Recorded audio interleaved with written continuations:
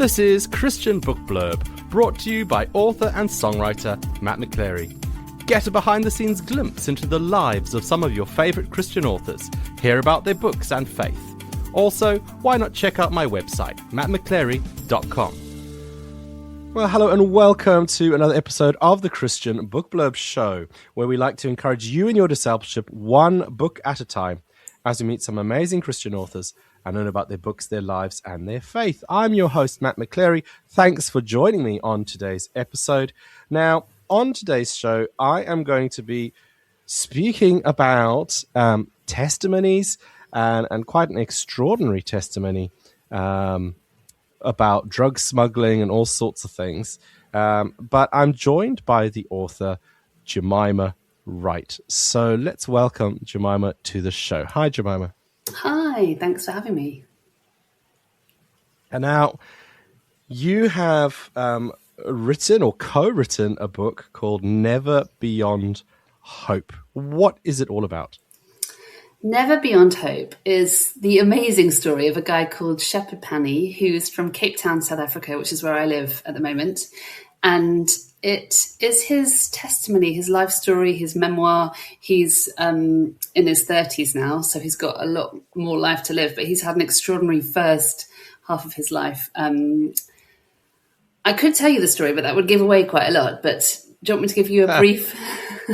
A brief sort of synopsis, so that people still need to buy the book, obviously. Yeah. So he grew up in a township. He went to school, but he never learned to read and write. And we don't really know why, but he somehow slipped through the system.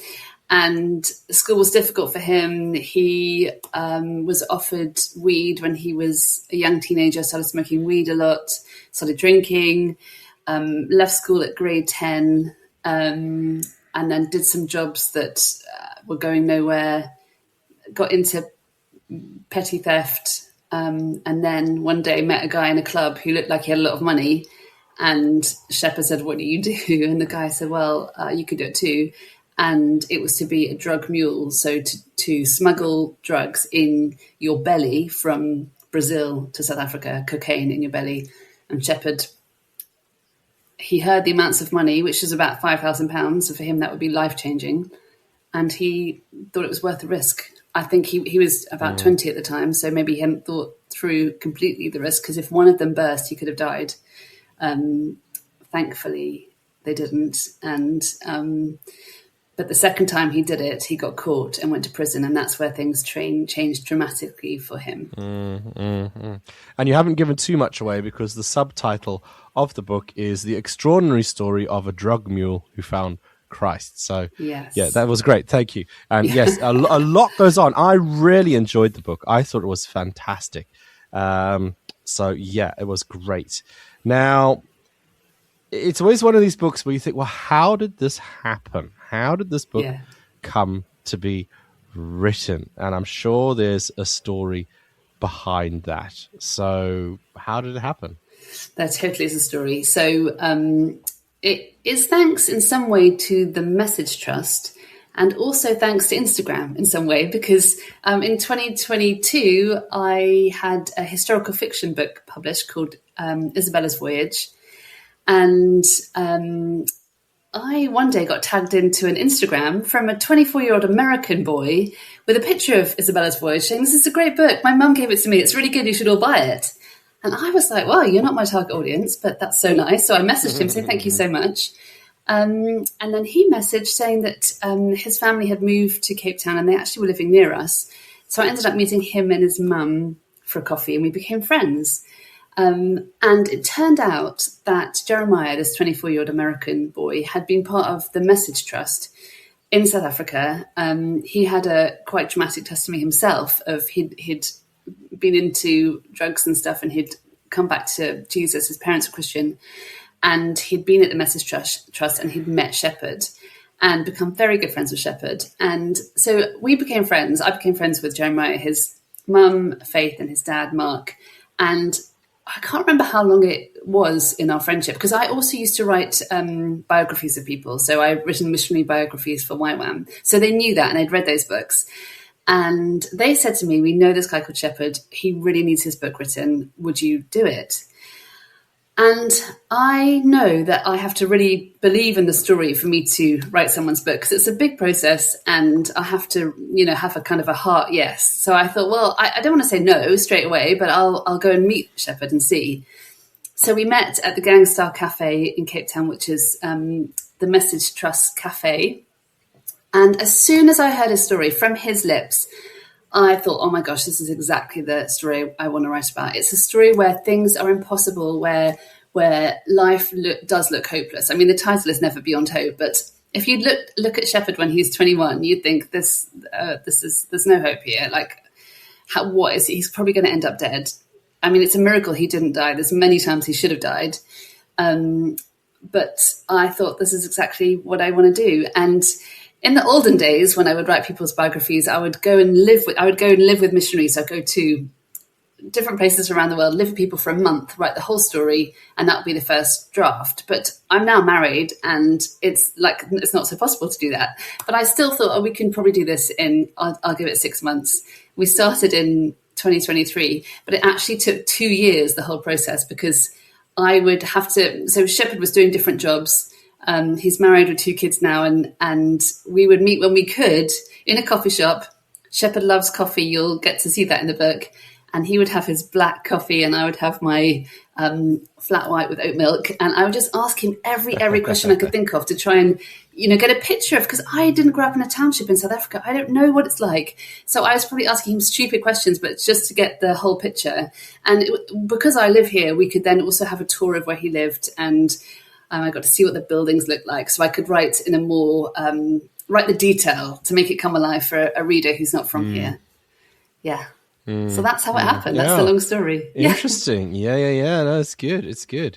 So lots of chats over lots of coffee. So it was just him talking, and you sit there with like a sort of voice recorder or something, or were you scribbling down notes on a napkin, or were you just listening, or how does it work? So for me, I mean, I think everyone does it differently, but I find it too much. If I record it, there's too much information. So I just talked. I got him to talk, and then I would write notes, and then I would go and type it up pretty quickly afterwards, so it's still fresh in my memory. And I go chapter by chapter. So when I approach someone else's story to write their book, I spend one day hearing their whole story, and then I put it into chapters, and I go chapter by chapter to do bite-sized chunks. So I'd do a chapter at a time, and then we had a draft. And I went through it, and I thought that we need so much more detail here. So I went back and had to go through to get more detail, more colour, more stories. It's very interesting because I haven't met Shepherd. We were hoping to get him on this interview, but sadly that wasn't possible. So I don't know what his voice actually sounds like, but I am from Zimbabwe originally, and so this story kind of happens. I know South Africa isn't Zimbabwe, for those who are listening. It's slightly further north in the African continent. Shares a border, and I've been to South Africa several times. I went to university in South Africa. No way. So actually, reading it, I think you've captured his voice quite well, because at no point did I think, oh, this sounds like a Jemima Wright kind of thing to say. Yeah. And exactly, it sounded like, a guy who grew up in a township in South Africa. So no, you did really well, I think, That's doing a massive that. compliment. So did you do any writing at all, or was it just him verbally telling you, and then him verbally put telling it down on paper? Yeah. So thinking back through all your conversations you had with Shepherd, and of course the book that you've now written, what are some of the kind of God instances that really have stuck with you since hearing them, since writing them? What have you gone wow and keeps at the forefront of your mind, as it were, from Shepherd's story?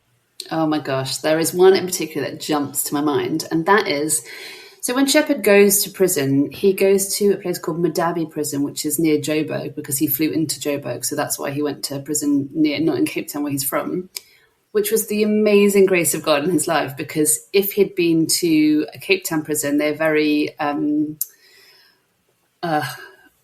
gang ruled, basically. But this prison in Madabi prison had one wing that was run by a church. It's so phenomenal. But this church ran a wing, and if you were Christian, you could go there, or if you were, I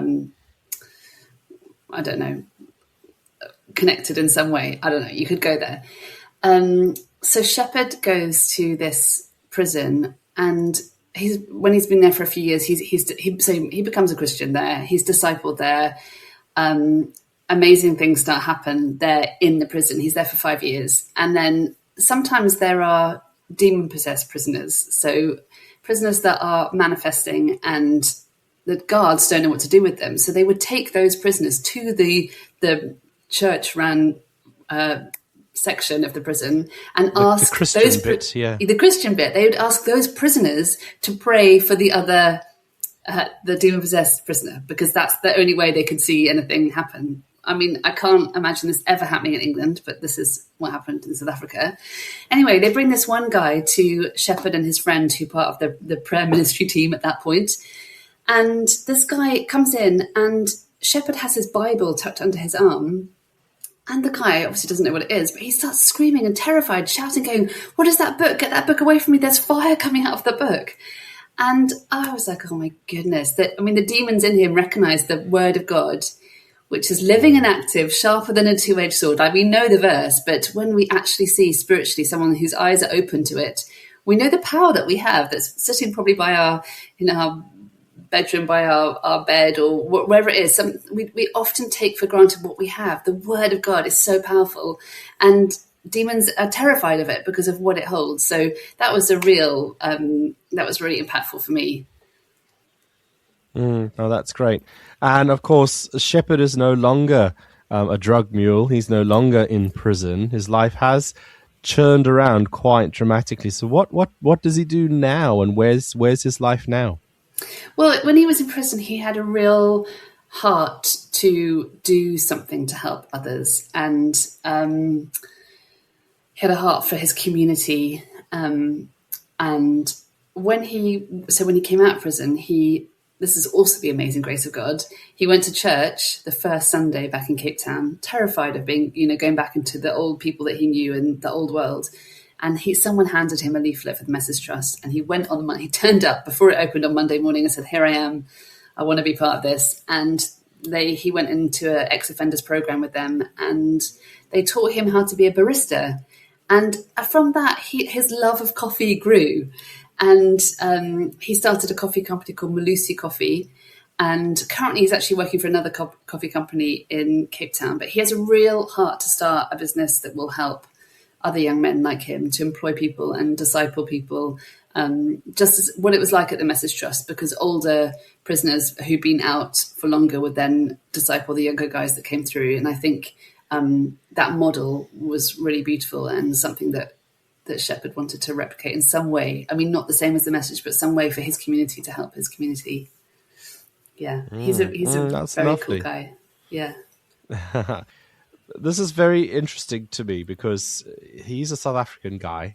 You are living in South Africa at the moment, but yet the book is published by a UK publishing company. So rather than a South African one, how did that all happen, and why a UK company and all that kind of thing? Well, I am English, so my connections were really UK. I didn't have any connections with South African publishing companies.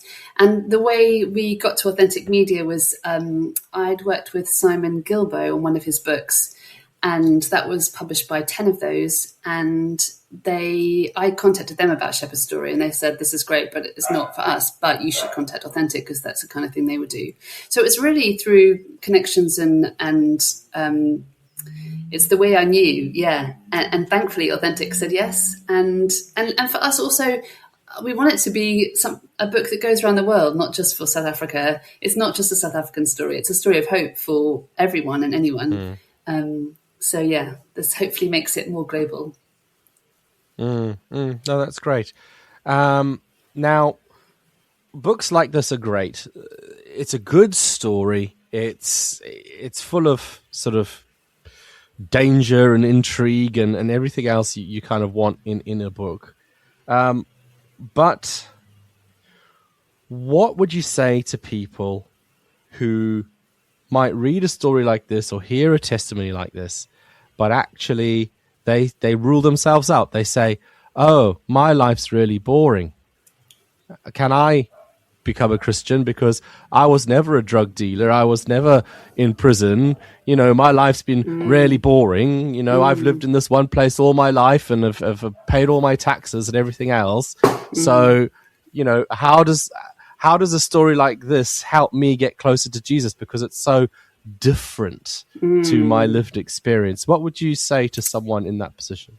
Well, number one, of course, you can come to Jesus. Everyone can come to Jesus. It's I know what you mean there, because I was brought up in a Christian family, and I remember when I was around 18, and my dad had a radical testimony in that he became a Christian at 32, and then life changed completely. So he'd lived away from God and then knew God, but I grew up knowing God, and I remember praying, God, give me a story so that people will know you're real.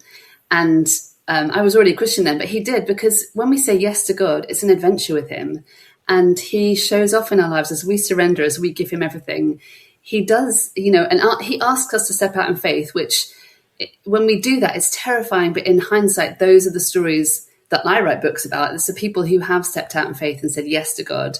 So you can't discount yourself from coming to God. You can't say, oh, my story is too boring, because it's not boring with God. As you say yes to him, he will make your story one that will be so beautiful for you, but also it will reflect him, and it will be amazing for you because he knows the gifts he's given you. He knows the talents. He knows the purpose he has for your life.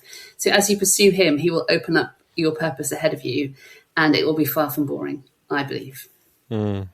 That's great. And one last question before we head for a short break. What do you hope readers will get from reading your book, Never Beyond Hope?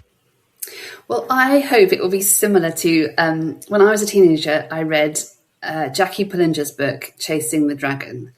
And for me, as a teenager in England, it was so mind-blowing to see this Christian woman, this English woman like me, who just said yes to God, and look what happened. And I think it's the same with Shepherd. It's what happens when you say yes to God, what happens when you lay down your life for him.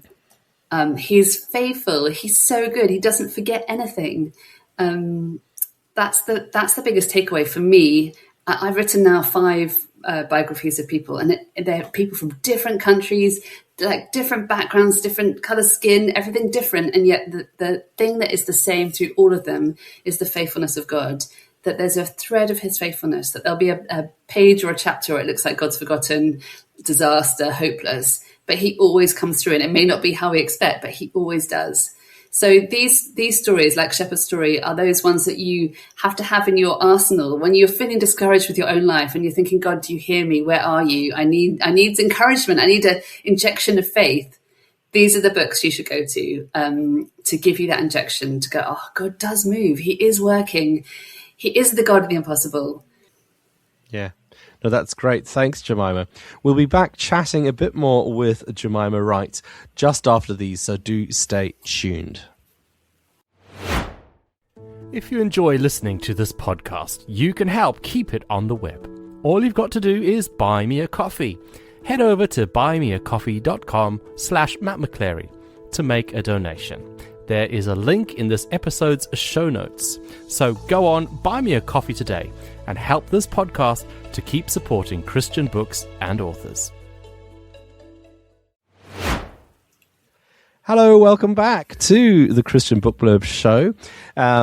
We've been chatting with the author Jemima Wright all about a book she wrote together with Shepherd Pani, all called Never Beyond Hope, the extraordinary story of a drug mule who found Christ. Now, this side of the break, we like to get to know the author a little bit better. So what do you like to do for fun, Jemima? Oh my goodness, what I love to do for fun is what I did this morning, and that is to swim in the sea. It's really my favourite thing in the whole world. I now live in Cape Town, so it's a bit easier. But before Cape Town, I was living in London, then Norfolk in COVID. And my birthday is March the 20th, and I made a vow that I would swim in the sea every birthday. So March the 20th, which was quite something because I went to Great Yarmouth on March the 20th in 2020, and it was almost snowing. It was so cold. But now I swim in the sea whenever I can, and it's not as in the cold. summer. In the summer now, your birthday. Yeah, now it's in the summer, exactly. So it's great. Yeah, I love it. Yeah. And what's your closest beach? Musenberg, if anyone knows that. Oh, okay. Yeah, Musenberg. Yeah, it's about 15 as I minutes say, away. Okay, all right, yeah. Yeah. Do they still have that fairground thing there? They do. It's kind of old and tatty now, but yeah, they do. I remember going to it about 30 years ago. No way. Yes. When I was a kid, yes. Oh, that's amazing. There you go. All right. So, is writing books all that you do, or do you do other things as well? I do other things. I am currently the deputy editor of Woman Alive magazine, Premier Woman Alive magazine.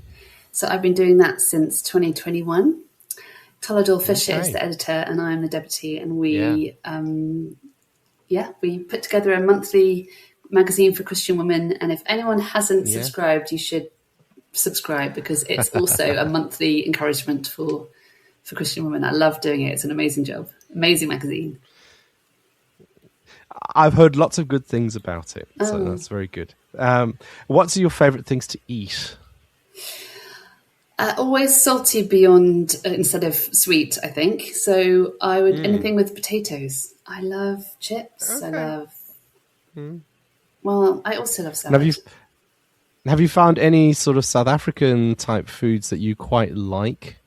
I like also. We can't get in the UK. There's biltong, but I don't love biltong.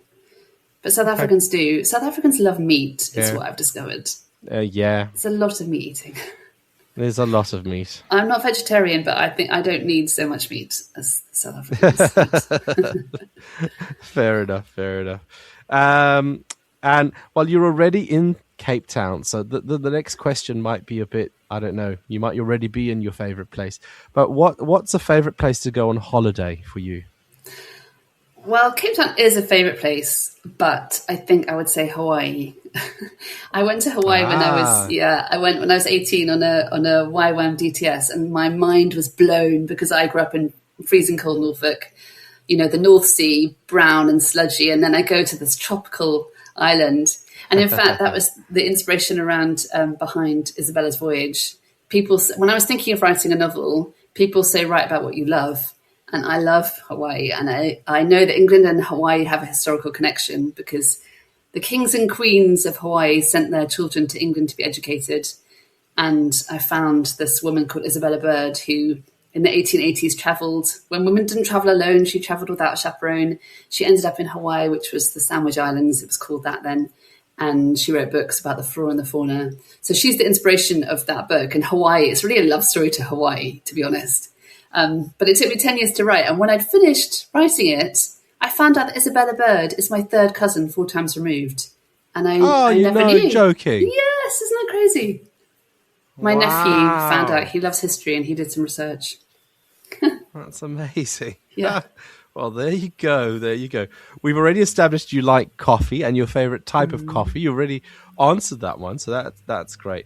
Have you got any family at all? Are you busy chasing around little kids, or have they all grown up and flown the nest, or anything like that? No, so I have a South African husband. That's why I live here now. We married. Okay. We had a whirlwind romance. Married within 6 months of meeting via Instagram. It's a whole long story. You didn't get married on Instagram, though. You got married in real life. We got real life, yeah. Even though it was in COVID, good. When everything was impossible, it was the way was made. And I moved here, and my husband has 2 children who are now adults. So his daughter lives with us. Yeah. Interesting. Really good. And what is the Holy Spirit doing in your life, or has put something on your heart that you want to share with our listeners today? I think he's just encouraging me that he knows the future. I don't know about you, but when you look at the news, it's so bonkers. It's so bonkers. And the other day we went on a 4-day hike without Wi-Fi. The longest day was 22 Ks. I didn't think I could do that, but I did it. It was great. But when I was there, I felt God speak to me about that verse from Isaiah, that the righteous man does not fear bad news. His heart is steadfast, trusting in the Lord. And for me, we don't know what the future holds, but we do not have to fear, because we can trust in our faithful God that he is bigger than what politicians are deciding. He's bigger. And as we pray in faith for the situations around us, we can see things move as well. I've just been so encouraged recently hearing stories of people that have come to faith, or situations that have changed after years of prayer. And you can give up praying because you just think, I don't see any movement. Like, God, are you hearing? Am I praying to a brick wall? And he hears our prayers, and his timing is perfect. And so that's my encouragement to myself and to anyone listening, that don't give up. Don't give up. God's timing is perfect, and he's hearing your prayers. That's great. That's great. Thank you. Where can people find you on social media, or where can people buy the book? People can buy the book on Amazon and any good Christian bookshop or bookshop.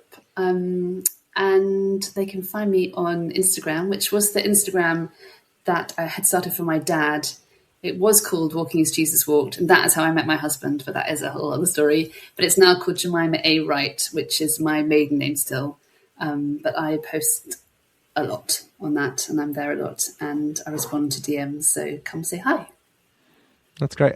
And does Shepherd do any social media at all, if people want to follow him and find out more about his story? Yes, Shep_neverbeyond. Shep_neverbeyond. Yeah. So if you search that on Instagram, you should find Shepherd as well, to find out what's going on with his life, and of course how the story continues now beyond the book Never Beyond Hope, which sort of mapped out the beginnings of it. So no, that's wonderful. Well, that just leaves you to say thank you so much, Jemimah, for joining us here on the Christian Book Blurb show. It's been great chatting with you. And yes, hopefully we will chat again soon, because it sounds like you'll be writing yet more books in the days and months and weeks to come. So yes, hopefully we'll be chatting again soon. So thanks for joining me. Thanks so much. And thank you as well for listening to this episode of the Christian Book Blurb. It lands twice a month on the 1st and the 15th. So it won't be long until I'm back again chatting with another Christian author all about their books, their lives, and their faith, to help you in your discipleship one book at a time. So do hit that subscribe button. It would be great to have you on the journey with us. Thanks for listening. We'll see you soon. Goodbye. Thanks for listening to Christian Book Blurb with your host, Matt McChlery. Do give it a like, give it a share, and let your friends know all about it. We do hope to see you again soon on another Christian Book Blurb.